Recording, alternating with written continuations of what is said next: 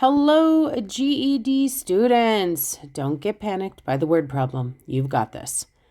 One recent study found that 49% of Arizona students who earn a bachelor's degree graduate with student loan debt.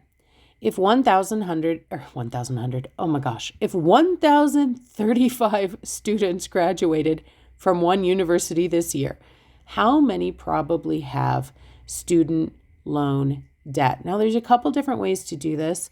We've learned a way that involves the calculator here, straightforward way, and another way with proportions. I think this is a review of proportions, so I think I'll do it that way first, but then I'm going to do it a very straightforward way with my calculator, so you can just forward straight to that if you want to see that. But we learned that you can set up any kind of percentage problem here using ratios or proportions, a fraction equal to a fraction. And the way we do that is percent out of 100 is equal to piece out of total. And that way you don't have to try to keep track of whether to multiply or divide based on what information you've been given. If you just place it in that way, the algebra will naturally guide you as to when to multiply and when to divide. So I'm going to use this way first.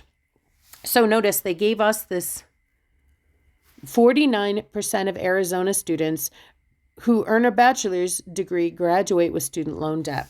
That means it's 49 out of 100. That's that percent out of 100. So 49 out of 100 students graduate with student loan debt. This fraction is going to be equal to the relationship between the piece of students who graduate with student loan debt, because that's what that 49% represented, based on the total students, because 100% is the same as total. So let's see, what do we know? If 1,035 students graduated from one university this year, how many probably have student loan debt? Okay, how many have student loan debt? That's the thing we don't know, but we do know the total students, 1,035. And now, this is just a proportion problem. I can let my algebra skills kick in.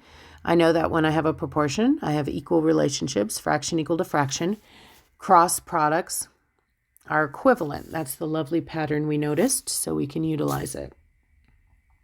So 100 times x is 100x.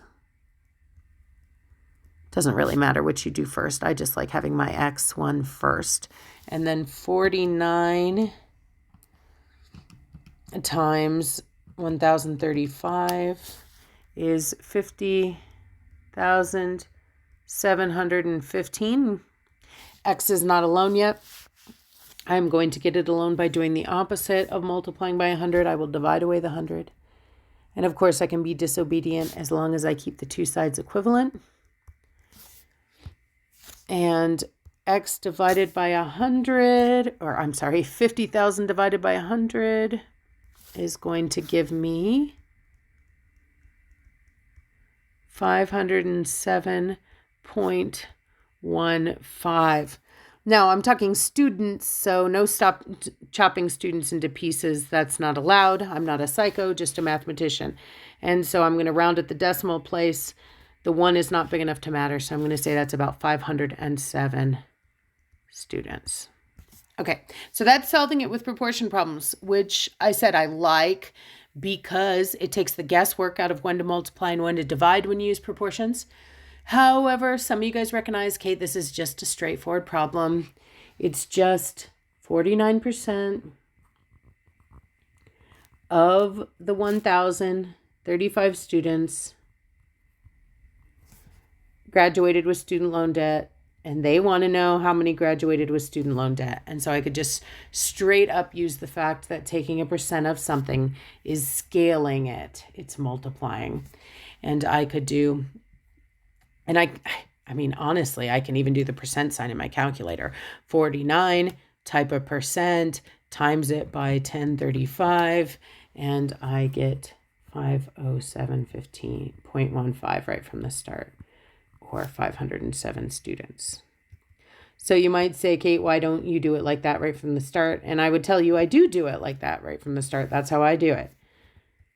Because I have a really good grasp on when to multiply and when to divide with percents. But if you don't have a really good grasp on it and you keep mixing it up, which is a really common issue, then you might prefer that proportion method, which stays really consistent. All right, you guys, strong work. Happy learning.